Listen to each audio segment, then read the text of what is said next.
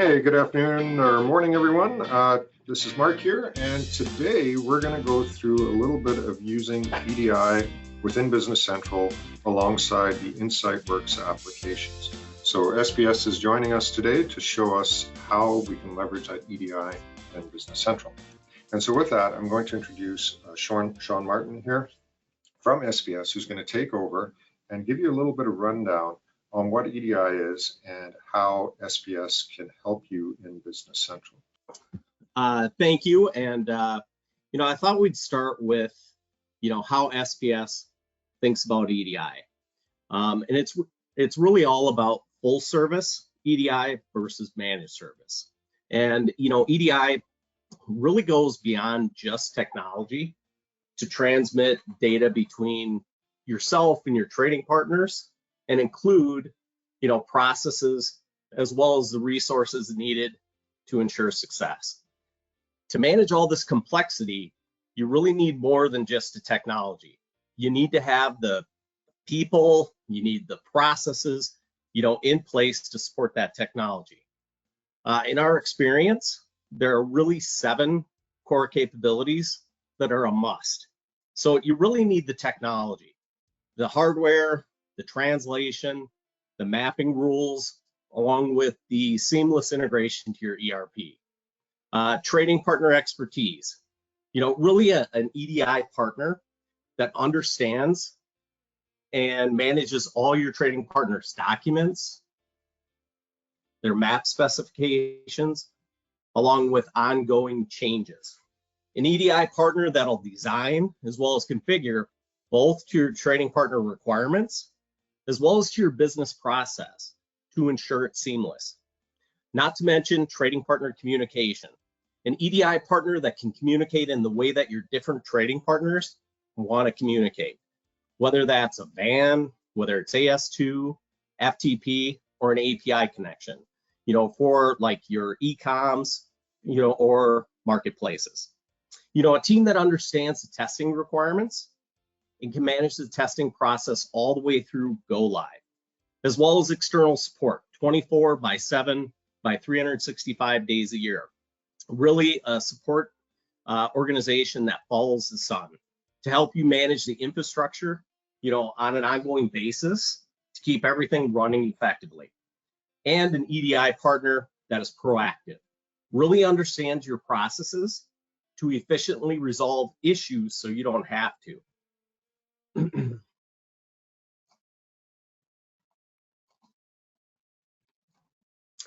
most cases, you'll find that many solutions, offer a limited set of these capabilities. They may have the technology. They may offer some form of support and help with the design and configuration. However, it's typically up to the customer to manage and understand your trading partner requirements, the documents, the map specification, your testing requirements, coordinate, schedule, and test, with a trading partner, along with most of the time in a managed service, you have to communicate both with your trading partner and your EDI provider for issues as they come up, errors, changes to maps, so forth, and just changes ongoing. These gaps ultimately make it hard to commit to onboarding timelines, and you spend more time, money, and resources that really eat into your margins. SPS Commerce is the only full service EDI provider in the market that offers all 7 core components to effectively implement and manage EDI. One of the biggest strengths of SPS is our network and our existing infrastructure to support both your current as well as future needs, with over 1 million pre-map connections. And really what that means to our customers is that when you bring, a new trading partner on board, what we actually are doing is we're just plugging you into that existing network. We already have, if not hundreds, potentially thousands of existing customers that are already connected to those pre-existing map connections. So we're never rebuilding maps. We're just plugging you into the SPS network where those already exist. We already have 400 system partner relationships. We have 3,500 retailers that are already in the SPS network, not to mention over 1,000 3PLs that we already have pre-established, EDI connections with as well. And we meet and often exceed security credentials across all customer industries, ISO, SOC, HIPAA.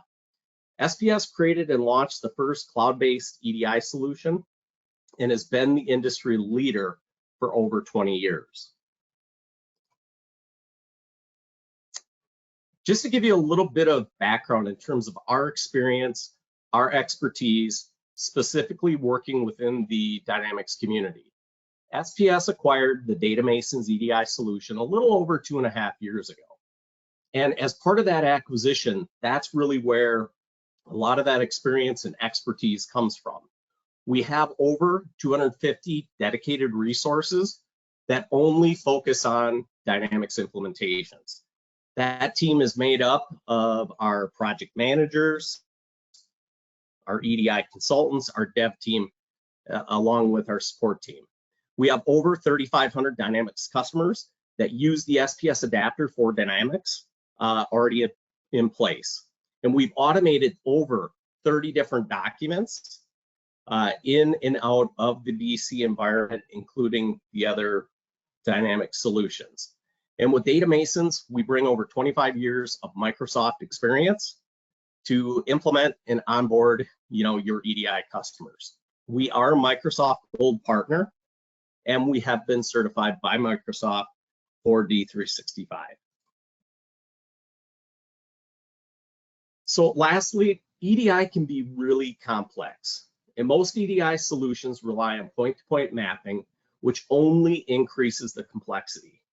Not to mention, as you add additional trading partners and point-to-point maps, this only increases the complexity and makes it much more difficult to manage as you expand your EDI footprint. Without full service EDI, your business would be responsible for implementing, updating, and maintaining mapping for each of your trading partners, which can quickly become difficult and extremely complicated. SPS, our goal is to take the complexity out of EDI. We want to simplify the process by taking over the mapping. We standardize and translate the maps to align to your business. We manage and validate all communication based on the way your trading partner wants to communicate. Again, that's your VAN, your AS2, FTP, API connections, and so forth. All of this is supported by a team of experts who truly understand these requirements, your system, and your business needs. And we can prescribe the most streamlined solution for you. We know each relationship with your customer is unique, so we tailor the solution to fit your needs. In a full service approach, we're going to do all the heavy lifting so you can focus on your business and not EDI.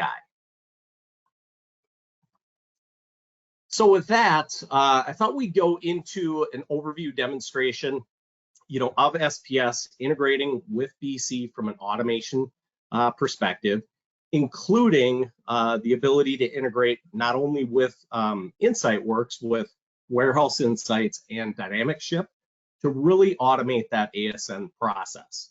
So just to touch on a couple of key points in terms of the integration methodology that we're using with the BC environment, we do offer an API connector using the OData integration framework via web services, essentially exchanging JSON messages to update the data entities, your endpoints, for both inbound as well as outbound automation. You're going to hear me refer to this concept of really being tightly integrated, but loosely coupled. So from our integration methodology, we really do take more of an external approach to EDI, which allows us to keep an extremely light footprint within the BC environment. What we do is we introduce contextual hyperlinks in BC through the extension layer that then gives you the complete visibility that you'd be looking for within your EDI environment, within your BC environment, again, keeping that extremely light footprint. So here at the very top, you're going to notice that we've introduced some of these contextual hyperlinks. So you have your EDI dashboard. I can go in and look at my document explorer, and I can see all the documents I've received. I can see all the the documents I've sent to my trading partners. We can also, if I'm in customer service, I can go in and focus in on just the inbound purchase orders that may require your attention. Those EDI documents move to a hold status. So what we're essentially doing is with one click of the button, we're going to launch a separate browser, and that browser is going to bring up the relevant information that you want to see at your fingertips. Again, while keeping, that extremely light footprint from the standpoint of ERP. So with that, that really gives me that visibility that I'm looking for. So again, it's going to be those hyperlinks. So as I move into my sales orders, when you think of the SPS full service approach, again, we're managing all that connectivity to all those various trading partners that you work with. We already have maps. We already understand their specifications, and we understand their testing rules. So when a trading partner sends in a new inbound 850 document, that's going to come into the SPS network. We're going to translate the data, and then what we do is we standardize the data. Once the data has been standardized, the adapter for BC consumes the data. We then stage the information. And then once we do some validation of that data, such as does the item cross-reference exist? Does the ship to exist, and so forth. Once it passes that validation, we're going to automate the creation, of the sales order within the BC environment automatically for your team. So when I then come in and I'm looking at this particular sales order, when we're reviewing this, you can see obviously we've already populated all the header level detail. We've already brought in all the line detail. But again, back to that visibility from the standpoint of EDI, here you're going to notice we've introduced this EDI tile. This EDI tile is going to give me visibility into two different things. We have the Transaction Lifecycle Explorer, which is really more of a quote to cash lifecycle of this order as it progresses its way through the process. You can also see we can pull up more of a human readable version of an inbound, 850 purchase order that anybody on your team can actually read. So when I come in to the Transaction Lifecycle Explorer, what this is now going to show me is the life cycle of this order as it progresses through EDI. So here you can see you have your inbound purchase order, from Progressive. You can also see exactly when this order had been received. We also present when the order was actually integrated to Business Central to automate the creation of that sales order. We reference the original PO number, and then you can see it's complete. So there's really only three statuses that we look at from an EDI standpoint. Complete, everything was successful. When it moves to when it's in a ready status, that means we've received the data, we've staged the data, we just haven't yet integrated that document into BC to automate the creation of the sales order. So we're trying to provide the visibility with one click from ERP into what's taking place from an EDI standpoint. So when we also look at the releasing of that sales order, so what we'll also do is we'll automate the visibility or the creation of that purchase order acknowledgement to confirm the order with the customer. Again, this is going to be more from a reference standpoint because we want our customers working through the process, within Business Central. And as they progress within BC behind the scenes, we're really automating all the EDI documents, both inbound as well as outbound. It's only when there's an exception that we'll notify your team either via, email. We can also notify them through automated reports. And then of course, we also have dashboards that give you complete visibility whenever there's an exception. So with that, we're going to go into the InsightWorks dynamic ship solution, and we're going to go ahead and start, our package worksheet. Now at this point, the reason that we're going here is obviously we have to start that pack process, but the idea is really that full automation, of the ASN process. Now, the ASN can be one of the most complex documents to be able to comply with. However, the ASN also offers some of the greatest advantages, not only to yourself as a supplier, but also to the retailers that are requesting the information from, an advanced ship notice, your 856 ASN. The ASN is going to provide, details to your retailer in terms of what you're actually packing and shipping. So you have your shipment information, which is basically your bill of lading, the ship to, the ship from. You also have unit load, which is information about the physical shipping item marked with your serial shipping container code, commonly referred to as the SSC code.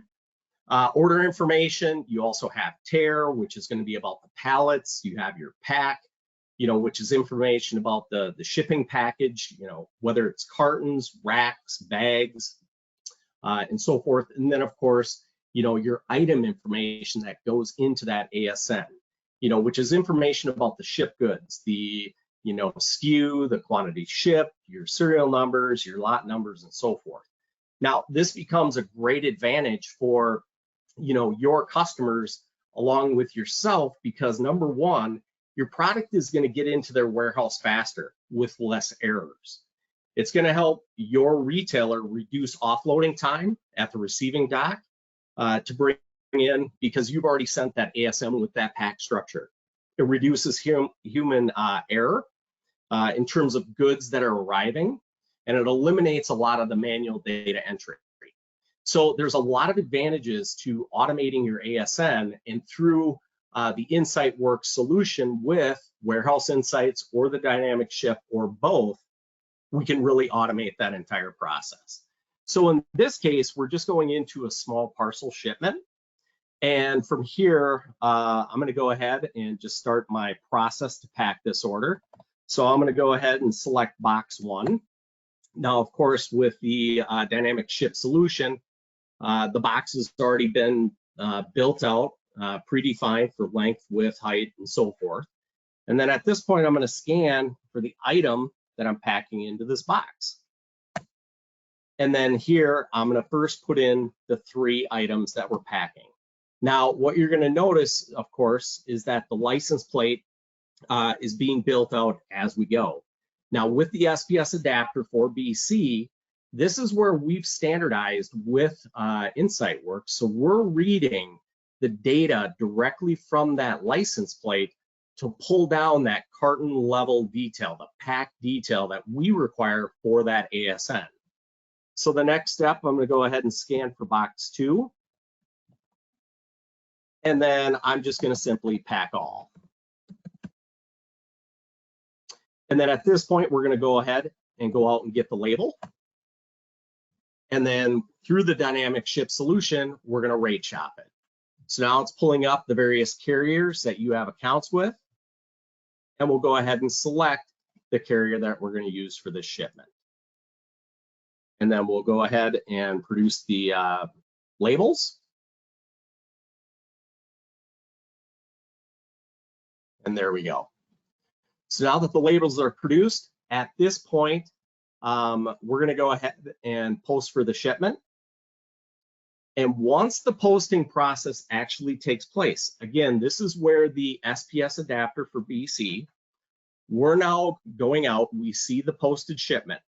When we see the posted shipment, that's the trigger that our solution looks for to know, okay, now it's time to start the WMS import process to the adapter. We're reading all that pack level detail from the license plating module within Dynamic Ship. We're pulling that down. We're now staging the ASN, and then based on when you send the ASN to your trading partner, we'll automate the sending of that ASN to the trading partner. So really at the last step here, we'll go ahead and we're going to post, for the invoice. Now, with the posting of the invoice, very similar to the posting of the shipment for the ASN, We now see that posted invoice. We're going to consume the data for the invoice. We're going to stage the data within the BC adapter for SPS BC adapter, and then we'll automate the sending of that invoice to the trading partner. So then at this point, one of the things that I wanted to cover is just really how you can manage some of the exceptions that you may get from an EDI standpoint. So I'm going to this posted invoice within Business Central. Now, if you can envision this, I've already received an email. The email told me that a particular invoice just went on hold. So in this case, you can see the invoice is currently sitting in a hold status. Now, this would have been the communication that we've already automated out to, whether it's somebody in accounts receivable, whether it's to a dedicated EDI person within your organization. But it's not just letting them know that there's an error. It's actually telling them that, hey, there's a problem. The shipment method of payment is incorrect on the invoice. But what it's really doing is providing a solution for what needs to happen to fix this invoice and get it reprocessed. So at this point, all I need to do, following those instructions right from the Transaction Lifecycle Explorer, is now go into this document, go to the form view, go to the document root, and it told me to go to the method for how we're going to collect for freight. I update how we're going to collect for freight on the 810 invoice. I go ahead and save it. We've updated the record. And then at this point, I can go ahead and retry. Once I hit retry, we move the status from hold back to ready. And when you have the next time we go to send invoice to trading partner, we're going to go ahead and reprocess that document. So that's just an example of how we manage by exception. If everything is working the way it should be from an EDI standpoint with complete automation, your team shouldn't be thinking about EDI. It's only when there's an exception. We're going to communicate that to you via email. We can also send up follow-up exception reports to make sure all documents are successful. And then, of course, we also have our dashboard.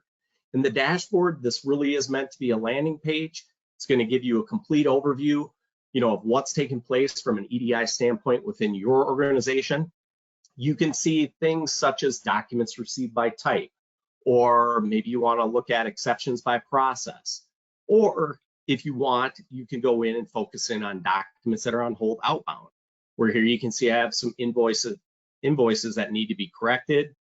I have some ASNs that need to be fixed, and I also have some purchase orders. Now at this point, I can drill into the detail, and then we can go in and start the process very similar to what I just did, where we can start now correcting these documents and reprocessing them. So really, this is where we give you that complete visibility in terms of every document, both inbound, every document that we're sending outbound, everything is right here. We can get pretty granular in terms of searching by trading partner, by document group, and so forth.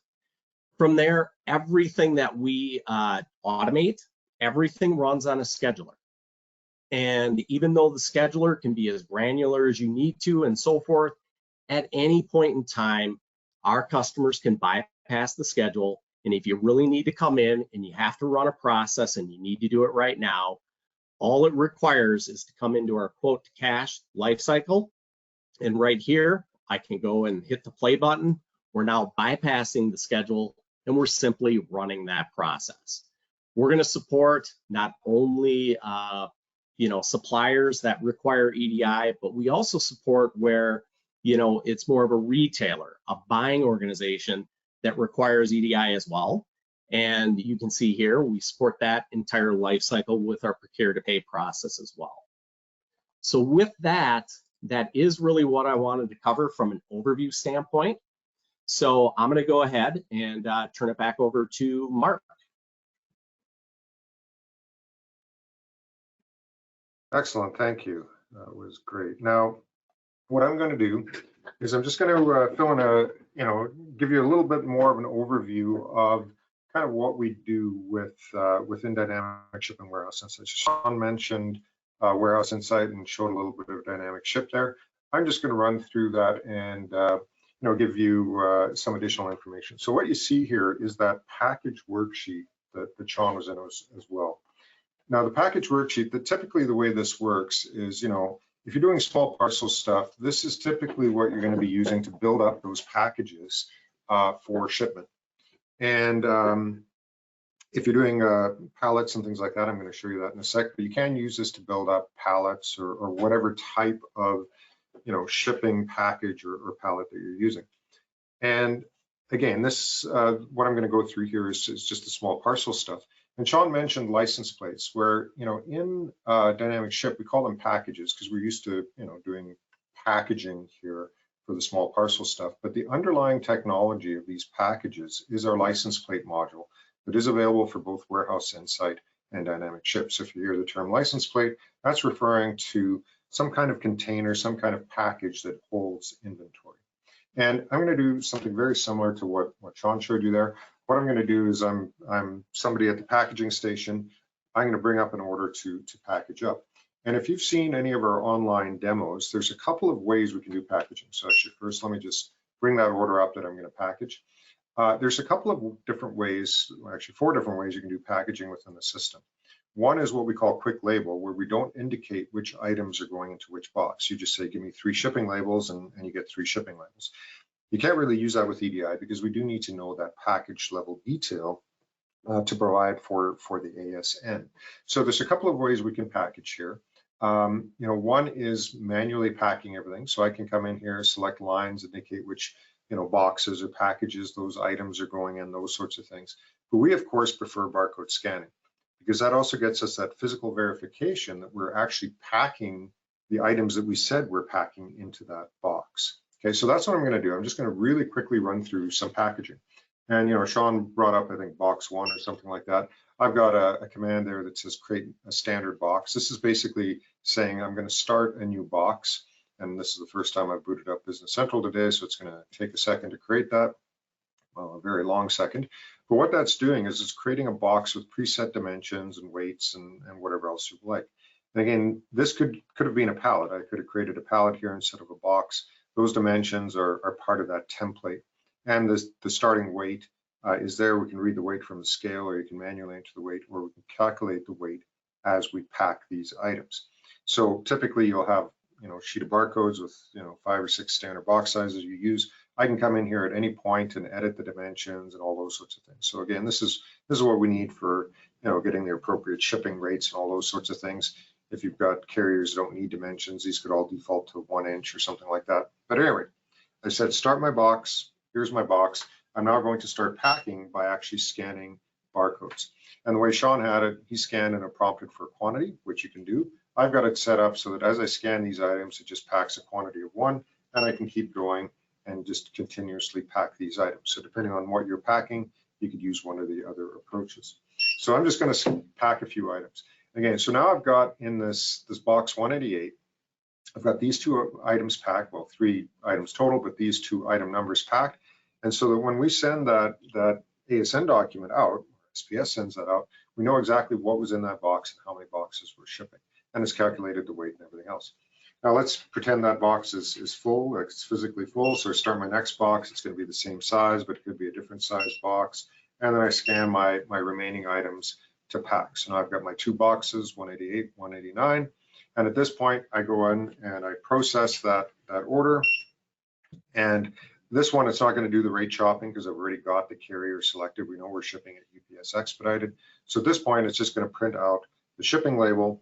Depending on how you've got the system set up, at this point, it's going to send an email to the customer, and the shipping label, I've just got it set up to do a print preview, but it sent an email to the customer with the tracking information. It can attach a packing slip to it. It can attach any of the pack level detail to that email, and it's also sent the ASN document at that point. So I went through with a few scans, I processed that order, and I've got that EDI document out. Okay. Now there was a question in the chat there on can I also print the UCC 128 labels? Absolutely. So there's a couple of different ways you can do that. One is you can print UCC 128 label from within Business Central, and that means if you've got 3 or 4 different trading partners that use those, you'll need 3 or 4 different layouts for that report within Business Central. We have a number of standard ones that you can start with, or maybe we already have a layout for your existing trading partner. If not, you'll have to go into Word or get your partner to go into the report designer and just lay out the barcodes and the data for that UCC 128 yourself. So that's one option. We can print it right from Business Central, but that may mean you need to do some report layout design in order to lay it out the way your trading partner wants. The other way is you can actually print those labels from SPS as well. Depending on your process, that may or may not work, right? Because SPS will provide those labels once we've generated the ASN within SPS. And at that point, you can get the UCC 128 labels, but you may have already shipped the product by the time that happens. So depending on what your process looks like, you can either generate it from within Business Central, or you can use the labels generated by SPS as well. Okay, but at any rate, that was me packaging up multiple items onto this order, getting my label, sending the ASN, emailing the customer, all of that fun stuff, just with those few little scans. And again, if you don't want to scan the barcodes, which again is highly recommended because it prevents me from shipping a different red chair by accident because I'm physically verifying what I'm doing. But I can also manually pack those items. I don't need to use a scanner to do it. Now, to take that in the opposite direction, let's say I do want to use a scanner, but I don't want to be sitting here at a terminal building up pallets. I mean, technically you could run this on a tablet or something like that and walk around. But if I'm doing more LTL type shipping or full truckload shipping, I might want to be out there with a mobile device doing the scanning to build up these pallets or master cases or whatever I need to build up. So to do that, you would typically use Warehouse Insight. So Warehouse Insight, I'm just going to share my screen here from the handheld device that I have in my hand, and here is that actual handheld device. So everything I just did in Dynamic Ship, I can actually do from this handheld device as well while I'm in the warehouse. So if I'm at the shipping station and I'm packaging things up, building up my pallets or whatever, I can do that from here, or I can actually do this while I'm picking as well. So for example, if I go into the picking application here, I can do a couple of things. So I'm just going to choose a pick. I'm not going to get into the details of how the picks are generated and all of those sorts of fun things, but check out our website. We've got the order fulfillment worksheet that'll help you with that and all sorts of good stuff for doing that. But I'm going to open up this existing pick document, and I'm actually going to be driving down the aisle with a forklift or a pallet jack, and I'm building up my pallet while I'm picking. So again, I can do this while I'm picking or while I'm packaging up at the shipping station. So what I'm going to do, in my case, I got it set up so I don't actually have to scan the bin if I don't want, but that's just a setting. I am actually going to scan the bin I'm picking from. So I'm going to, out of this aisle 2, because that's where I'm standing. So what I do is I've got some barcodes. And by the way, these barcodes are generated from our barcode generator tool, which is free. You can generate, it's called a sample barcode list. You can generate a bunch of barcodes for testing or for usage or whatever. But I'm going to go in and I'm going to scan my bin 002 there, or sorry, 0201. Tells me which bin I've scanned. And then the next step is I'm going to scan the product I'm picking from that particular bin. But before I do that, actually I lied, I forgot what I'm actually doing here. What I want to do is first get this thing to the webcam to focus so you're not all looking at blurry screen. But what I'm going to do is I'm going to tell it that I'm going to start my packaging at this point. I don't know why it's not focusing. It's not that important, I guess. So what I'm going to do is I'm going to go in here, and where it says start license plate, that's the same thing as in Dynamic Ship, where I scanned that command that said start me a new box. I can also scan that same barcode on the handheld. So if I've got a 3x3 pallet with a maximum weight associated with it, I can scan a barcode that starts me a pallet with that maximum weight, and it won't let me exceed the weight or the cubage on that particular pallet. In this case, I'm just going to manually come in here and say I'm going to start a license plate. So I'm going to start my new package, and what it's doing is saying, do you have one going already? Do you want to use an existing one? And I say no, because it's a brand new one. And now at the bottom, it's telling me here's the pallet or the box that I'm building up on this handheld device. So then what I do is I simply go and scan the items that I'm packing onto that pallet or that box. And I'm going to do this guy here because it's a lot tracked item. And I'm going to say I've got 20 of that specific lot number. And then I'm going to also scan this guy here, which is a different lot number. And I'm going to say I've got 15 of that lot number. And for fun, I'm also going to scan a completely different item as soon as I find my barcode here. So I'm going to scan this guy here as well. And you can have it optionally show the picture if you want so that you can, visually verify you're picking the right items. And I'm going to add that on there.